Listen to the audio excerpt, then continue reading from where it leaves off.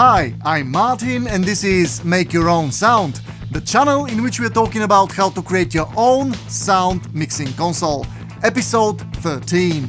In the previous episode we learned about the monitoring capabilities in SAC, but not all of them, since this is quite a vast topic. This video will continue exactly where the previous one left off, so if you didn't watch the previous one, please go watch it first, it's over there, and then come back here for part 2. And now, let's go! Until now, we learned that SAC has 24 monitor mixers with 120 input channels each, which equals to 2880 input channels just for the monitors.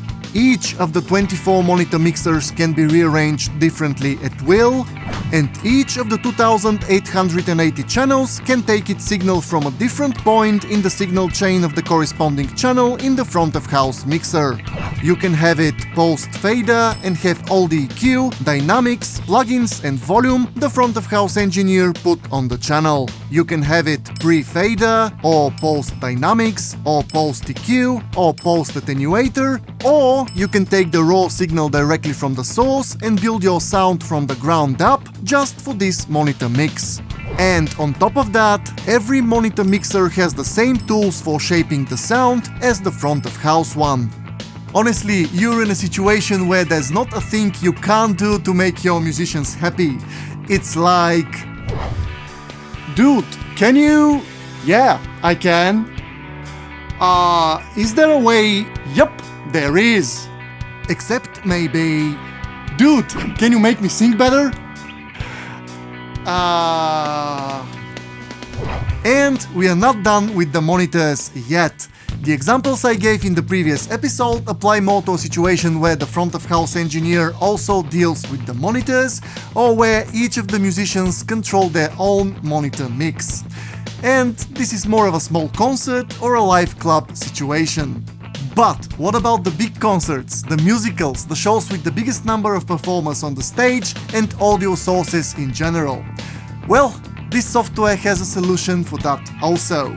Traditionally, at the big and complicated shows, you get all the audio from all the instruments, voices and other sources, and you split it in two.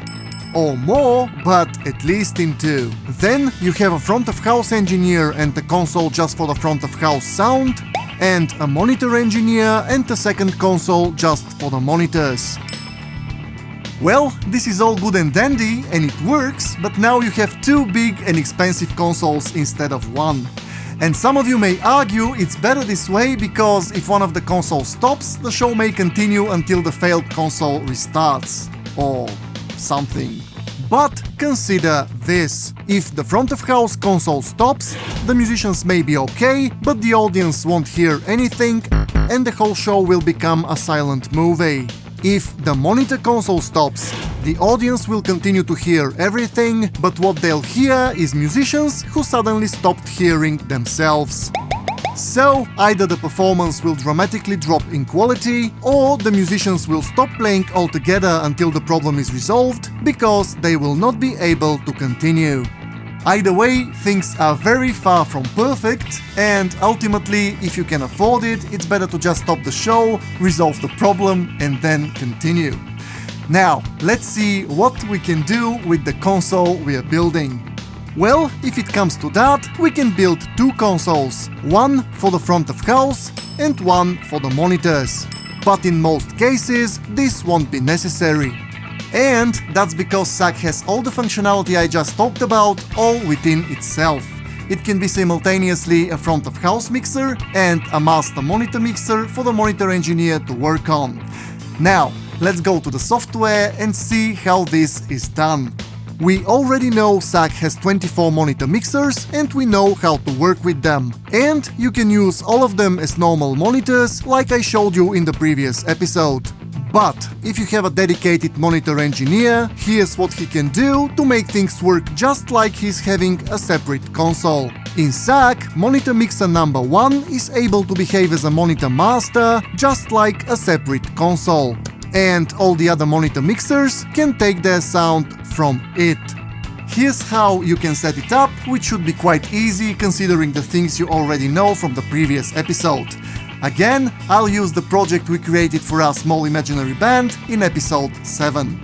Now, for this example, I'll be the monitor engineer, and here's what I will do. First, I'll go to monitor 1, which will be my main mixer for the show, and I'll give it a name. I'll call it Monitor Master. You already know how. And when I go here again, you'll see that now my monitor console has received its proper name. Then I'll want to create my own mix and sound just for the monitors that has nothing to do with the front of house. To achieve that, I'll need to get the raw signal from all the audio sources. So I'll select all input audio channels in my mixer, go to input source, and I'll select source pre-attenuator for all of them. Okay, now I have all the raw signals that the front of house engineer has, and we can work separately from one another. The next thing I'll have to do is to make sure all the musicians' monitor mixers take their sound and balance from my mixer and not from the front of house.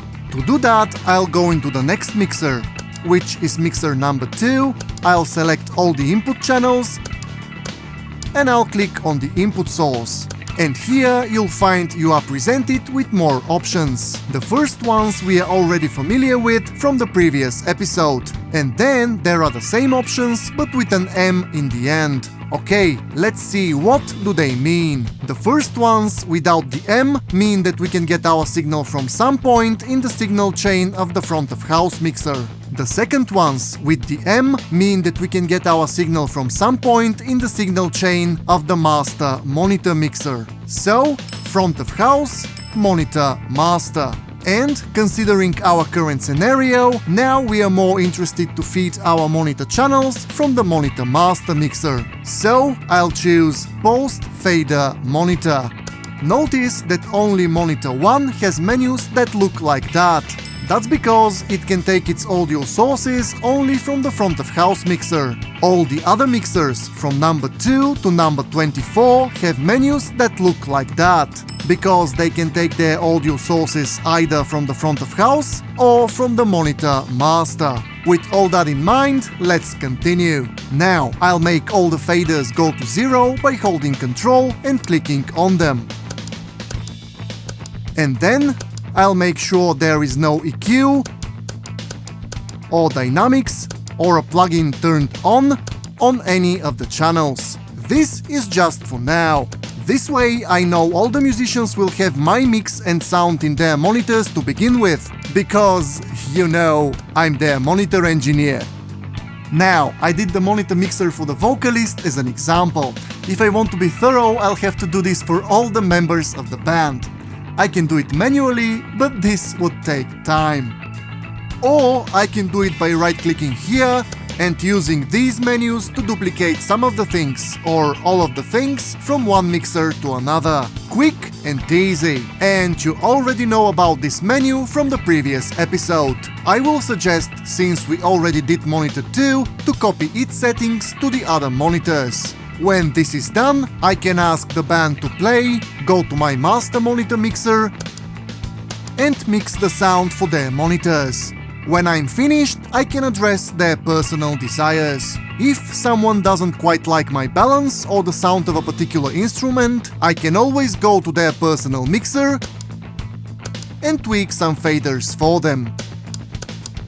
Or turn on an EQ and make some additional moves here. That way everybody can have their own balance over my balance and somehow different sound over the sound I did for them. And all this does not exclude the possibility for some member of the band to ask for some channel, for example their own instrument, to not be affected in any way from the front of house mixer or from the monitor master mixer, but the sound and balance of that channel to be done in their own personal mixer. We talked about that in more detail in the previous episode. In fact, we can combine all possible methods for mixing monitors in one project and to indulge the desires of every performer on the stage. And that's okay, everyone is different and has different needs, and it's good that the software makes it easy to give everyone what they want. Now, let's move to another thing we didn't have the time for in the previous episode. namely how the auxes and the effects for which they are most often used work in the monitor mixers. Well, I guess after all you already know, it will be easy for you to understand them. Every monitor mixer has 6 auxes, just like the front of house mixer does. And here they have a very similar menu to the one in the input channels, just with less options. And again, monitor mixer number 1 has a menu that looks like that, and all the other monitor mixers have a menu that look like that. And for exactly the same reasons. But let me explain a little bit more. This time I'll move quicker because you already know the principle of how this works. Obviously, the front of house engineer will have effects on his aux returns. In our case, these are aux 1, which is used for a vocal delay, aux 2, which is used for a vocal reverb, and aux 3, which is a reverb for the instruments. Now, if you use a master monitor mixer, the monitor engineer will have the 3 auxes in his mixer also, like that. Then he can decide to use the effects from the front of house for his mix by clicking here and taking the sound pre-fader or post-fader. And of course, he can also adjust the level he's receiving. Then all the other monitor mixers can take the effect from the monitor master or directly from the front of house mixer, whichever they like the most. For example, I'll go to the vocalist mixer again, I'll select aux 1, and I can choose. Do I take this effect pre-fader or post-fader from the front of house mixer, or do I take this effect pre-fader or post-fader from the master monitor mixer? And that's it. But not quite, there's more. Let's say the monitor engineer or the musicians don't like what the front of house engineer does with the effects. There's a solution for that also. No matter in which monitor mixer you are, if you select an aux return and leave it to virtual here, you can put your own effect on this aux just for this monitor that has nothing to do with the front of house ones. Now you'll have to feed audio to the effect this way, from the input channels to the auxes, just like in the front of house mixer. If you're not sure how this is done, we did this in episode 9. Knowing this, the monitor engineer can decide that he doesn't want to use the effects from the front of house for his mix. So he can set the auxes in the master monitor mixer to virtual, which will allow him to put his own effect plugins that are different from the front of house ones, and then to pass these effects to all the other monitors.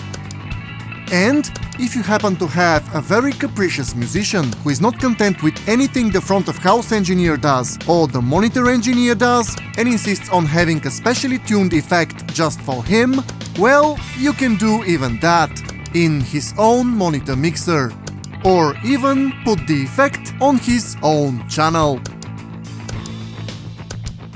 And one more thing. In episode 7 we've decided that we'll use only 3 auxes for the front of house mix. But this doesn't have to stay true for all the other mixers. As we established in the previous episode, every mixer can be set up differently. So, for example, the monitor engineer can decide to use more auxes and put more effects on them just for the monitors, and then pass them over. Or a musician may want more auxes with more effects just for him, and this can also be done in his personal mixer. In conclusion, so many things can be done here. Okay, I think we are finished with the topic concerning the effects. But now I can feel there appeared some unanswered questions. So I'll try to imagine what they are and try to answer them. For example, how can the monitor engineer work on his monitor mixer when everything is powered by a single computer and is situated in one spot and the front of house engineer is already there? I'm glad you asked. Well, you can work with the console either on the main computer and being where it is, or with one of the 27 remote consoles you can connect to the main computer via Ethernet or Wi-Fi.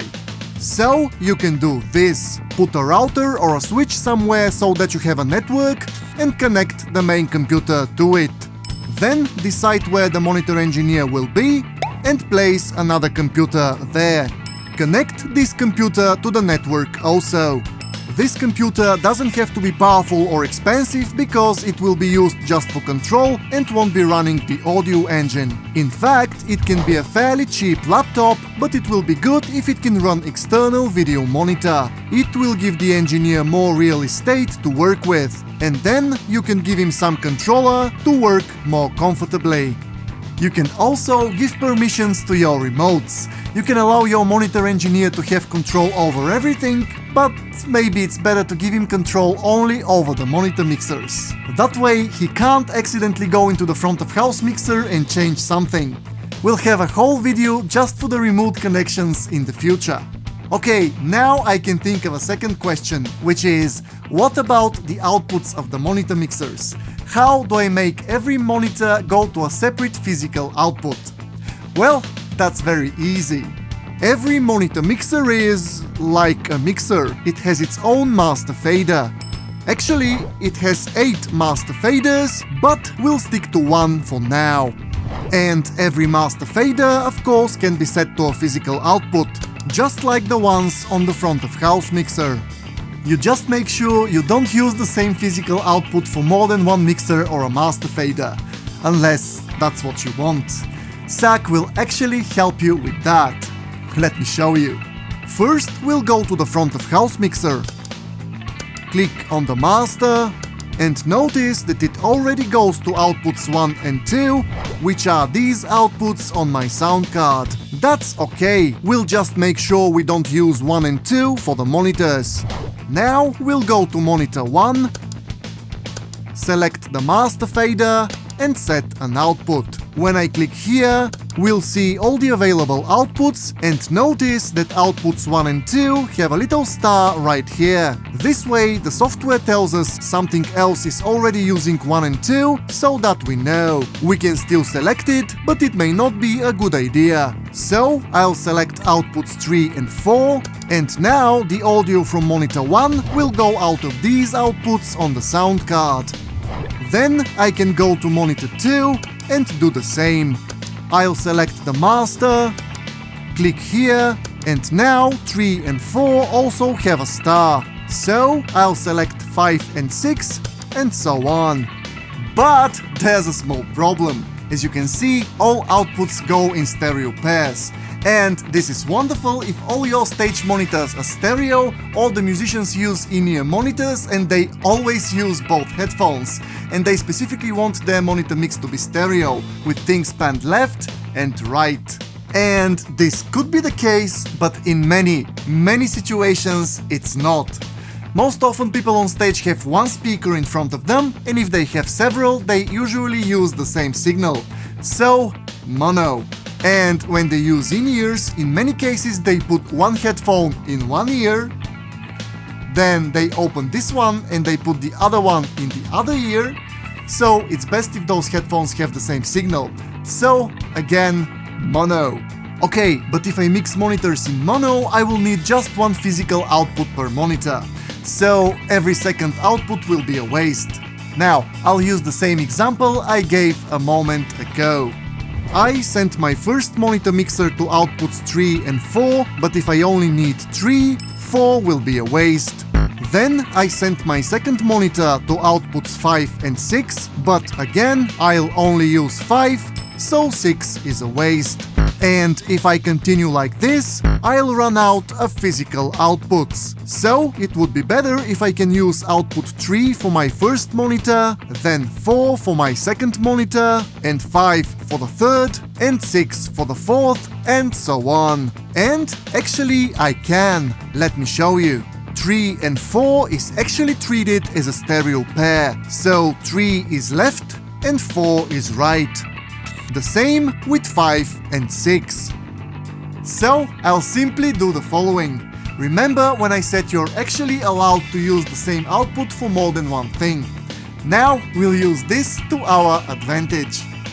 I'll go to monitor 1, select the master, and send it to outputs 3 and 4. But this time I'll move the pan of the master fader all the way to the left. This way, all the sound from monitor mixer 1 will go only to the left channel, which is output 3. Then I'll go to monitor 2 and I'll send it also to outputs 3 and 4. But this time I'll move the pan to the right. And this will make the sound of this mixer go to output 4. And I can do this for all the other mixers. The principle is the same. So we solved it. Okay, at the very end of this episode, one last thing about the monitors. I'll show you another UI element of the software, the monitor F-mixer. You can find it in the view menu. Here it is. And it looks like this. It's actually a very simple and very useful tool. What it does, it gives you control over one selected channel for all the 24 monitor mixers. And as always, to make myself more clear, I'll give you a practical example. For this example, I'll clean my workspace, and then I'll reveal just the full mixer and the monitor F-mixer.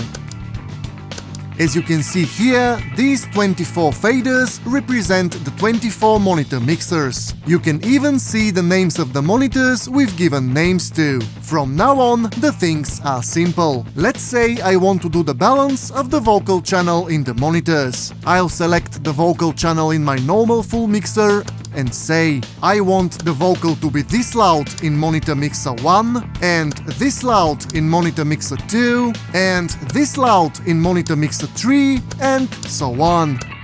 Then I can select the guitar and do its balance in all the monitors. This loud in monitor mixer 1 and this loud in monitor mixer 2 and this loud in monitor mixer 3 and so on. You can even see that the faders in the monitor F mixer take the color of the selected channel. Now that the guitar is selected, every fader here is green. But if I select the bass, all these faders will turn blue. The same with the drums. Now the faders are yellow. And that's it. It can be very helpful if the venue doesn't have a dedicated monitor engineer and the front of house engineer does everything. Now, if I am the front of house engineer while the show is running and I'm doing my front of house mix, if the bass player gives me a sign that he wants the guitar to be louder in his monitor, I can simply do this. Select the guitar here and raise this fader a little. Now it's done and I didn't even have to go to his monitor mixer and then come back to the front of house one, which is exactly the point of this guy here.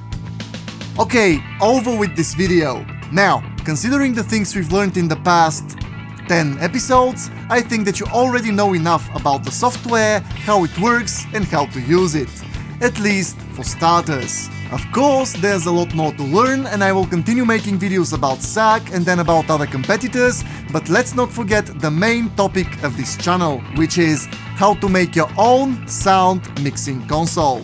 And to make a console we need two important things: software and hardware. And until now I focused more on the software side of things because I thought it would be more fun more quickly. It's just the software is easier to get, there's a demo version of it, and you may already have some hardware to try it on. But I think it's time to switch gears for a while. So, in the next few episodes, we'll talk about the hardware side of things. And last but not least, I want to say thank you to my friend Yuli for letting me shoot the sketch you saw in the beginning of the video in his wonderful studio and rehearsal room. There will be a link in the description if you want to check him out. And so, I'll see you in the next episode. And thank you for watching. Oh, you're still here? Great! There are a few more important things I need to mention, like the video you just watched is part of a series and all the episodes are connected. So, if you stumbled on this episode by accident and you wasn't sure what exactly I was talking about, you can go and watch the previous episodes, or at least the first episode over there, which explains the idea of the whole endeavor. And I'll be very happy if you liked the video. It's part of one big tutorial about how to build your own sound mixing console. So if you did, please consider clicking on the like button. And if you find this topic interesting or useful, you may subscribe and click on the bell so you'll be notified when I'm ready with the next video. And I know there are people out there who do what I do and know more than me. So, if you know something that I don't, or have ideas for new episodes, please tell me. I'll be happy to also learn from you.